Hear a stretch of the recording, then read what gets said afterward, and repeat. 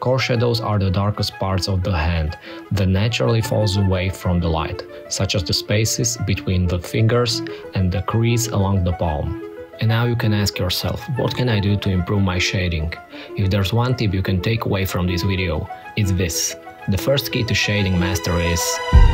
Hi everyone and welcome back. Today we're going to tackle drawing one of the most famous sculptures in the world, Michelangelo's David. This masterpiece of Renaissance art represents the ideal of human beauty, balance and strength. We'll break down the figure, starting with simple structures and gradually working towards details. Along the way, we'll dive into essential drawing techniques and talk about the history behind this iconic work. So let's get started. We'll begin with basic geometric shapes. This step is crucial to help us capture the proportions and overall layout of the figure. I'll start with the initial line of action. When drawing large figures like this, it's important to remember that starting with simple shapes help us grasp the form without getting lost in the details. Using basic shapes and guidelines is a technique even Renaissance artists employed. Construction is the foundation of any successful drawing. By using simple geometric shapes, we'll simplify the complex proportions of the figure. And when you're drawing a figure like David, you have to remember that it's a rather challenging pose, a contrapposto stance, where the body isn't symmetrical.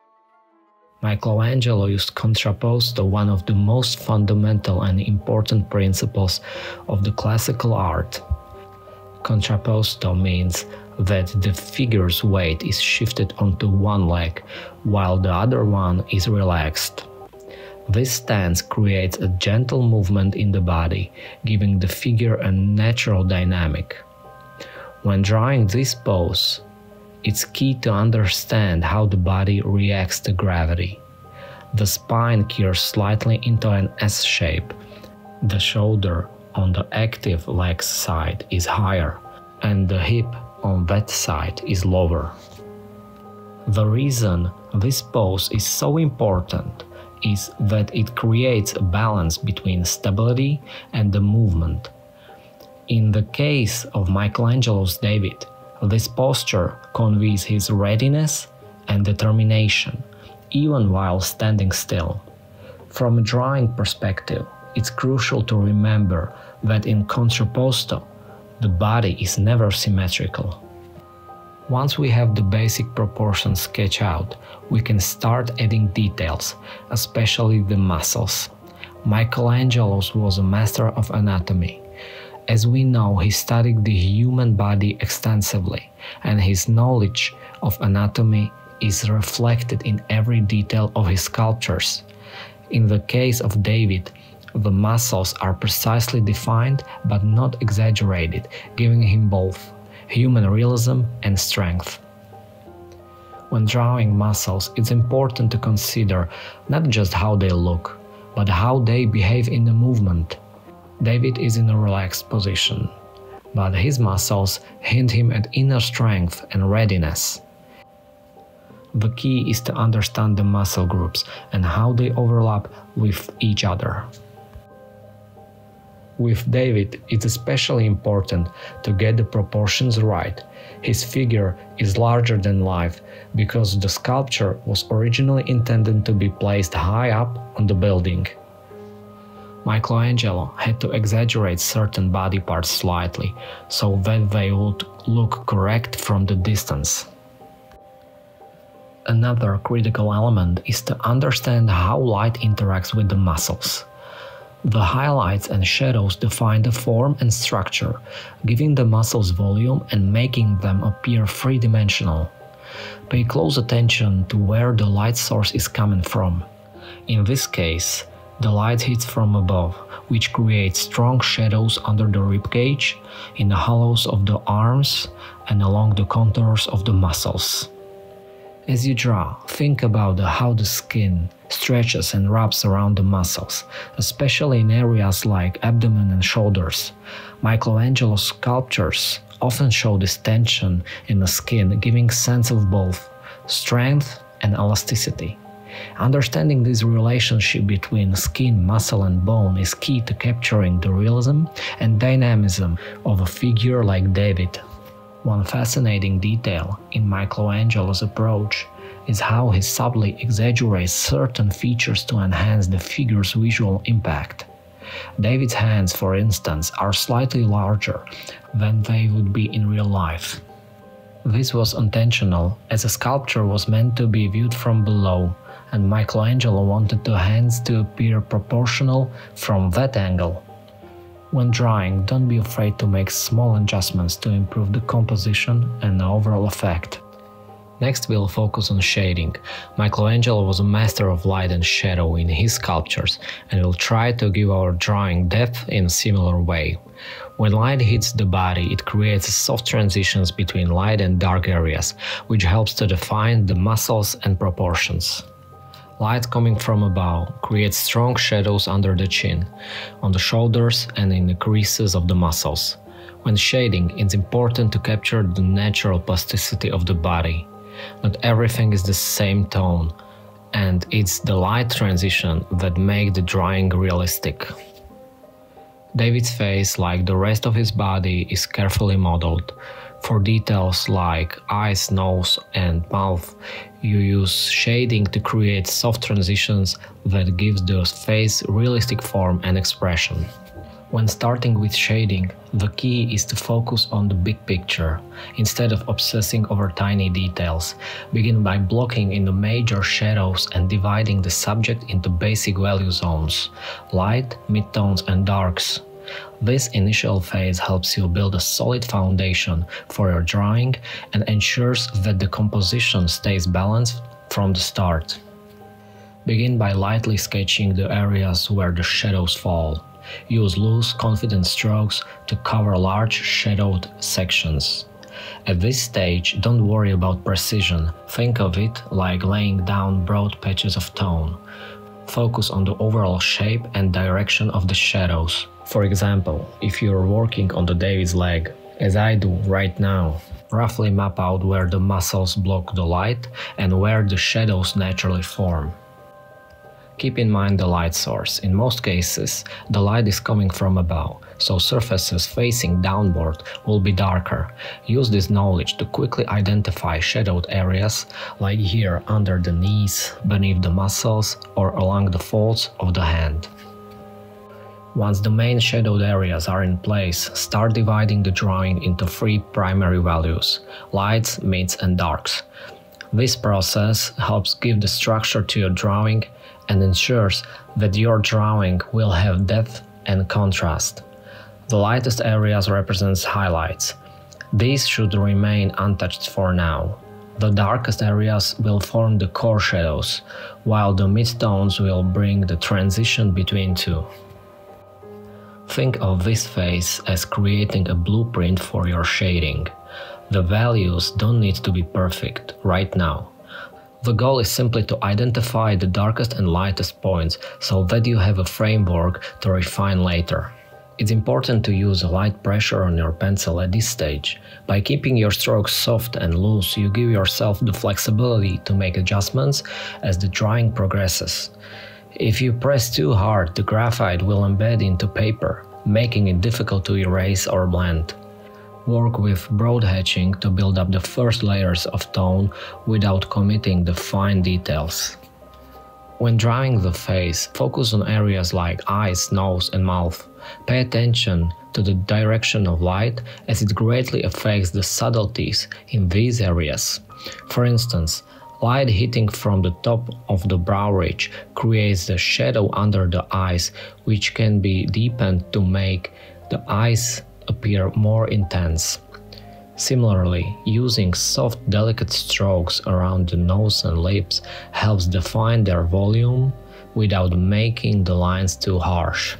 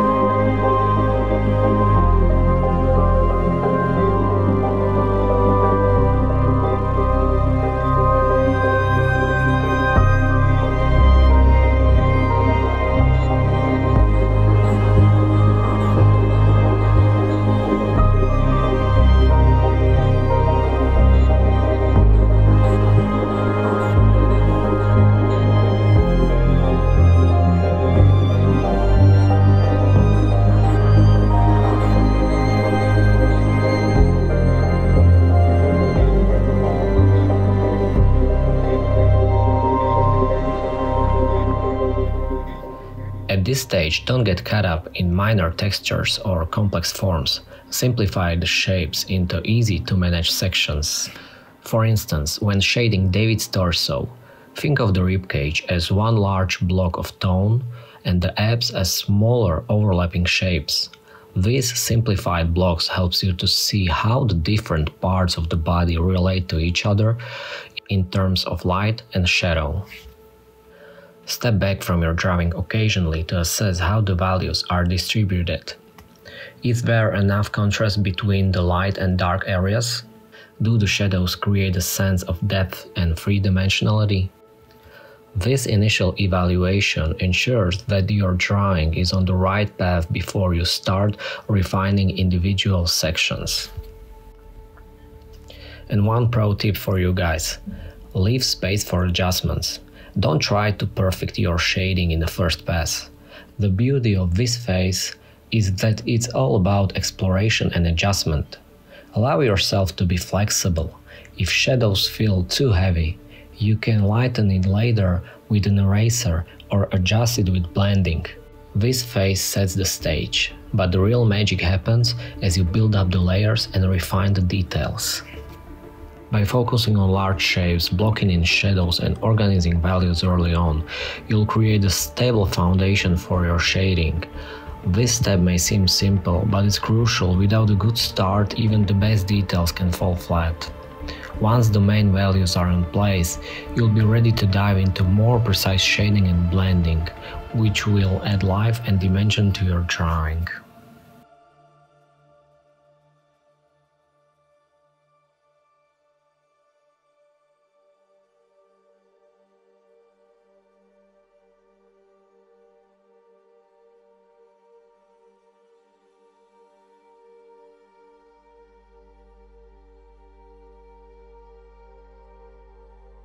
Let's take a deeper look at how Michelangelo's approach to sculpture mirrors the art of drawing and why both disciplines share fundamental artistic principles. As you may know, David was commissioned by the Republic of Florence to stand as a symbol of civic freedom and resilience, but the artistic journey to bring him to life wasn't straightforward. Michelangelo worked with a massive block of Carrara marble, abandoned for 40 years and initially deemed unusable. Two other artists, including the renowned sculptor Agostino di Duccio, rejected it, fearing that flaws within the marble would ruin the sculpture. Michelangelo saw something different. He believed that David was already hidden within the stone, waiting to emerge, and all he needed to do was to remove the excess material to reveal the figure within. This concept ties beautifully into the mindset behind the drawing. Whether we're working with pencil or chisel, the goal is to see the subject clearly in our mind's eye before the tool ever touches the surface. Michelangelo's philosophy of revealing what already exists within a medium can be applied directly to how we approach gesture drawings and figure studies. We are not creating something from scratch. We are observing, interpreting, and bringing forward the underlying structure that's already there. Michelangelo's process began with preparatory sketches, both anatomical studies and full-body designs on paper. He practiced contour lines, proportions, and shading, tools that are essential in drawing but also indispensable to the sculpture. Just like how we block in the basic shapes at the start of the drawing, Michelangelo would rough out the essential forms with the mallet and chisel, working broadly before refining the details. Think of this as a sculptor's version of gesture drawing. When we draw the human figure, we often begin by mapping out the larger shapes, like the ribcage, pelvis, and limbs, before moving into finer anatomy. In sculpture, Michelangelo followed a similar logic, starting with the general posture and the proportions, and then gradually refining his work until the marble seemed to breathe with the life. The parallels don't stop at proportions. Sculptors and artists alike rely heavily on the interplay between light and shadow. Just as we use shading techniques to create depth and dimension in pencil sketches, Michelangelo meticulously sculpted the surface of David to manipulate how light would fall across the marble. Every muscle and vein is designed to catch light in the just right way, bringing the sense of vitality to the statue. In drawing, the way we layer values with pencil mimics the sculptor's work with the chisel and file. Both processes involve transitioning from rough marks to smooth, polished areas. For example, when shading a torso or limb, we must be conscious of how the light moves across the form, just like Michelangelo was when he worked on David's muscles. If you observe closely, the subtle differences in surface texture on the statue make certain areas glow while others sink into shadow. What makes David stand apart isn't just a technical mastery, but also its emotional impact. Gesture drawing is not about accuracy, it's about energy. The goal is to convey the spirit and movement of a subject with as few marks as possible. Similar to how Michelangelo conveyed tension in David with carefully chosen lines of posture. Both disciplines encourage us to feel the wave and flow of the figure, whether on the paper or in marble. Practice and patience, guys. David wasn't sculpted in one day, and neither are our drawing skills perfected overnight. Michelangelo spent 3 years on David, dedicating himself to every detail from the veins in the hands to the locks of hair. Similarly, improving as an artist, whether in drawing or any other medium, requires patience, observation, and lots of practice. But the reward is worth it. Each sketch, each shading attempt brings us closer to understanding our subject and honing our craft. So next time you sit down to draw, try thinking like a sculptor. Start with broad shapes, then refine and polish. Allow the subject to emerge naturally, layer by layer. And most importantly, be patient with yourself. As Michelangelo believed, every block of stone has a statue inside it. In our case, every blank page holds the drawing within it, waiting for you to bring it to life.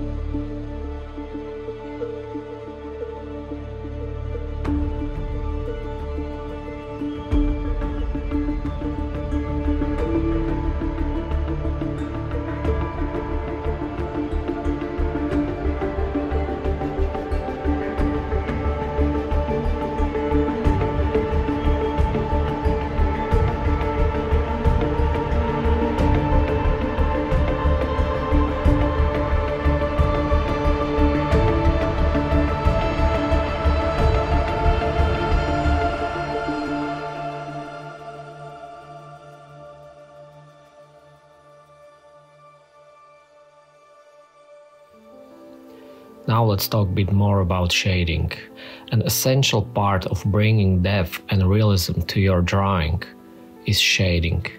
One of the most important aspects of shading is maintaining sharp pencil point. This may seem like a small detail, but it can make a massive difference in how clean and precise your shadows appear. A sharp pencil allows you to control the line weight and texture, giving you the ability to create a soft transition in a shadow or crisp, well-defined edges. Imagine trying to blend the shadows with a blunt pencil. It would create uneven and sloppy textures that detract from the realism of your work. And now you can ask yourself, what can I do to improve my shading? If there's one tip you can take away from this video, it's this. The first key to shading mastery is precision and control, by always keeping your pencil sharp while shading. And the second one is layering shades, extremely important. The sharper pencil, the more control you have over the subtle gradations of light and shadows. This is crucial, especially when working on details like the muscles or facial features, where you need to create the soft blended shadows that gradually transition into the light. A dull pencil will create rough, uneven strokes that won't give you the fine-tuned control you need for smooth shading. Another thing to remember while shading is the concept of light pressure. Don't press too hard with your pencil, especially in the early stages. Build your shading gradually by layering soft strokes on top of each other. This technique, called hatching or cross-hatching, helps create smooth transitions from light to dark and adds depth without making the drawing look overly heavy. Use your shading to emphasize the three-dimensionality of the form. For example, on the David's body, you want to carefully render how light falls across his muscles and define the volumes through the subtle changes in shading. The biceps, triceps, and deltoids all interact with the light differently, and capturing these nuances is what will make your drawing look more realistic. Lastly, don't overlook reflected light. This is the light that bounces off surrounding objects and softly illuminates the shadowed side of the figure. Even though David is in a heroic pose, there are gentle reflections of light on the underside of his arms or legs, which give the form more roundness and dimension. Pay attention to these areas as you shade, so your drawing doesn't look flat. David's left hand is a fascinating part of the sculpture, as it combines a subtle anatomy with symbolic tension. The hand is positioned with the fingers slightly curled, holding the sling over his shoulder. Michelangelo masterfully captured the balance between relaxation and readiness, and recreating that dynamic in the drawing requires a nuanced approach to both structure and shading.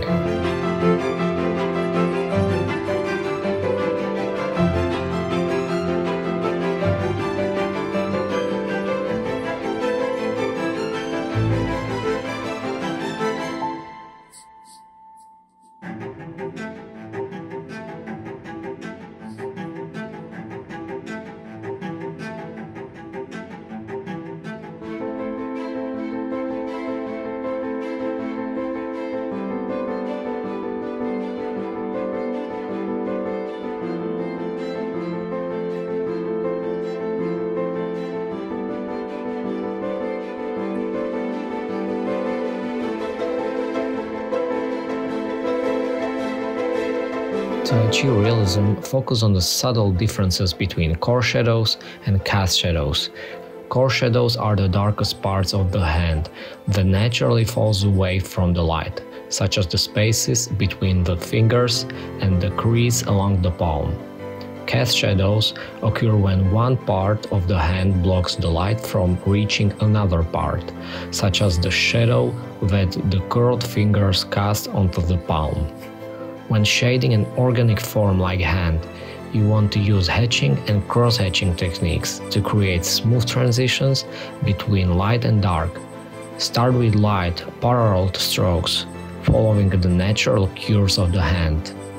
These should rub gently around the knuckles and fingers to suggest volume. Avoid harsh lines, as they can make the hand appear flat or rigid. Once the first layer is down, go over the darkest areas with cross-hatching. Build up the tone gradually. David's left hand is notable not just for its fingers, but for how Michelangelo emphasized the tendons along the wrist and the back of the hand. As you draw, make sure to softly outline the tendons and use light shading to make them stand out without being too dominant. These tendons are subtle but crucial. They give the hand a sense of tension and anatomical accuracy. For a smooth, lifelike finish, you can use a blending tool like a blending stamp or a piece of paper towel to soften your shading. I also use fine brush. Gently blend the shadows on the palm and fingers to create the natural gradients. However, be careful not to overblend. You still want to maintain a bit of texture, especially along the knuckles and joints, to keep the hand looking realistic and dynamic. but this demonstration you will see in the next caption.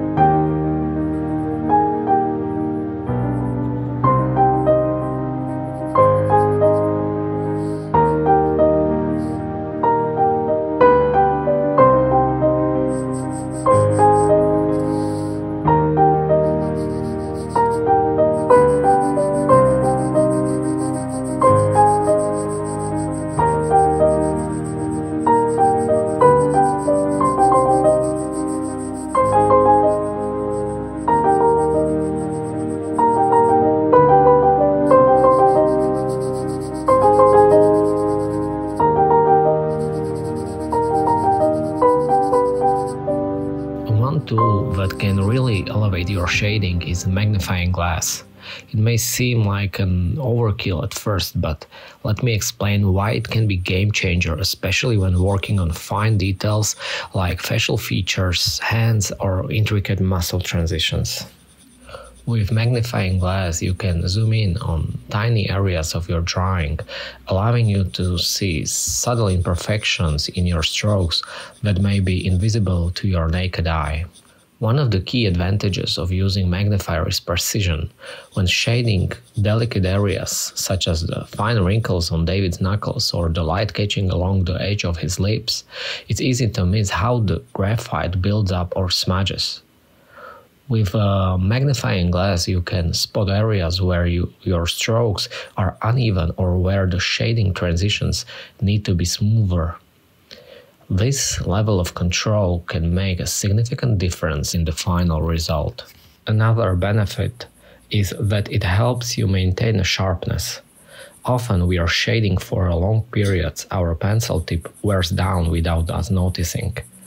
The magnifier lets you spot when your strokes start to lose their clarity, so you can sharpen your pencil before it affects the overall quality of your shading. This aligns perfectly with the principle we discussed earlier. Always keep a sharp pencil for the best results. Additionally, using a magnifying glass helps you prevent overworking an area. When you look too closely at the drawing for too long, you can fall into the trap of adding unnecessary layers, trying to perfect everything. The magnifier allows you to work smaller, controlled sections and keep your strokes intentional rather than excessive. This helps you maintain the freshness of the overall drawing while still achieving high precision.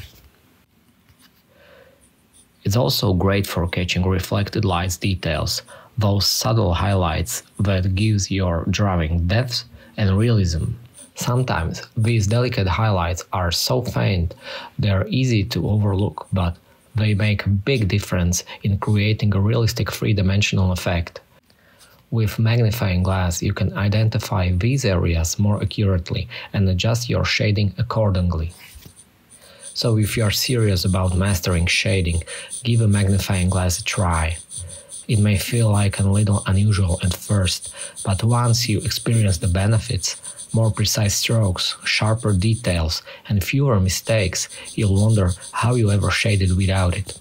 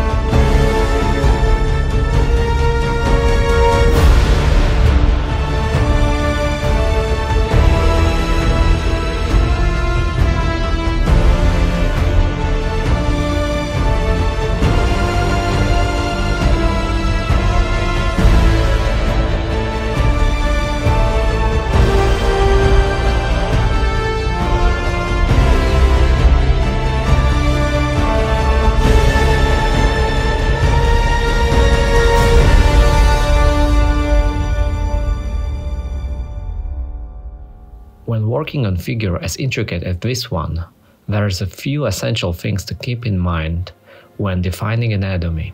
Small inaccuracies can throw off the proportions or realism of your work, especially on critical areas like the hands or arms. Here are some key points to help ensure your anatomy is accurate and convincing. First, be mindful of your proportions. One common pitfall in anatomical drawing is getting the proportions slightly off. It's important to frequently step back and assess whether the relationships between different body parts are correct. For example, the length of David's forearm should feel proportional to the rest of his arm, with the elbow acting as a clear hinge. Keep in mind that a subtle error, like making a hand slightly too large, can disrupt the overall harmony. Second, understand muscle tension and relaxation. Anatomy is not just about drawing muscles, it's about knowing which muscles are engaged and which are relaxed. In David's left arm, some muscles like brachioradialis will show more definition, while others will appear softer. This variation brings life to the figure. When muscles are overdefined everywhere, the drawing looks stiff and unnatural. Third, pay attention to overlapping forms. One of the most important aspects of anatomical drawing is understanding overlapping shapes. On the David's arm, the biceps and triceps overlap subtly with the deltoid. Drawing these overlaps correctly helps to suggest depth and volume, giving the illusion of three-dimensionality. Be sure to use shading to reinforce these overlaps.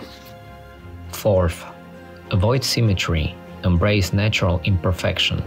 Remember that in real life, bodies are really perfectly symmetrical. Even David has slight asymmetries, such as the subtle tilt of his head and the differences in the muscle tone between the arms. These natural imperfections add character to the drawing and make it feel more dynamic. Strive for balance, but not for rigid symmetry. Fifth, consist light direction. Lighting is essential to show the depth of anatomical forms. When defining muscles and bones, always maintain a consistent light source. For instance, if the light is coming from upper left, you will want shadows to form along the lower right. This helps your anatomy stay visually coherent and believable. Changing the direction of light midway through can confuse the viewer.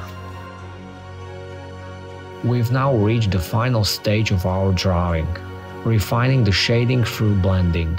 This step smooths out the shadows and transitions between light and dark, making the drawing appear more lifelike. This is where all the effort we've put into shading truly comes together. Blending is essential for creating soft, natural transitions that mimic the texture of skin and the muscle. It's what separates the drawing with harsh lines from the one that feels smooth and realistic. This technique helps eliminate visible pencil strokes and makes the shading more cohesive. A soft brush is perfect for working on larger areas, and it evenly spreads the graphite without damaging the paper's surface. This is especially important when working on detailed drawings where we don't want hard pencil marks. The brush allows us to create gentle gradients, like those on David's forearm or the curves of his chest. In contrast, the blending stump offers the precise control over the smaller areas, like the fine transitions between fingers or subtle wrinkles in the joints. It pushes the graphite into the paper, helping the shading stay consistent and long-lasting. And one pro tip for you guys. After using a blending stump, it's often necessary to go back with the sharp pencil and reinforce the contrast, as blending can slightly lighten the graphite. In addition to brushes and blending stumps, there are other techniques you can use for different shading needs.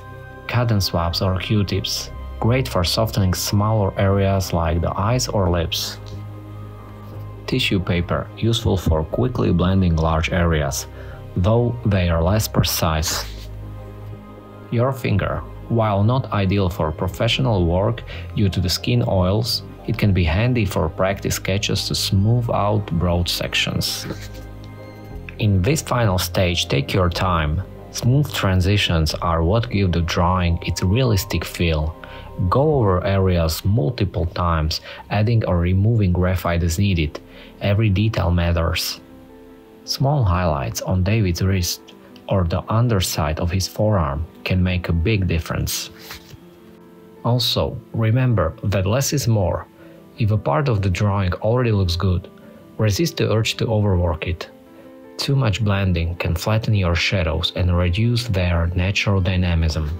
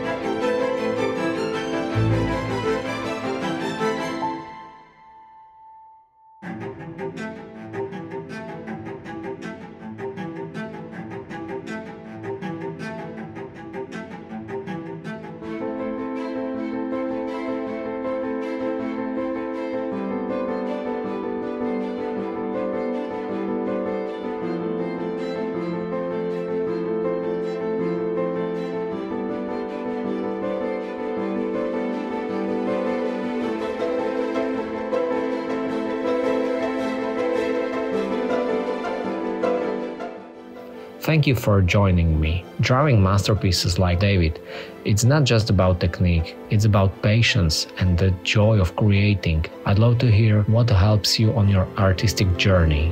Remember, art is a journey, not a destination. Every step you take brings you closer to mastering your craft. As you've seen, drawing such complex figure requires a step-by-step approach, from basic shapes to anatomy, muscles, and finally details and shading.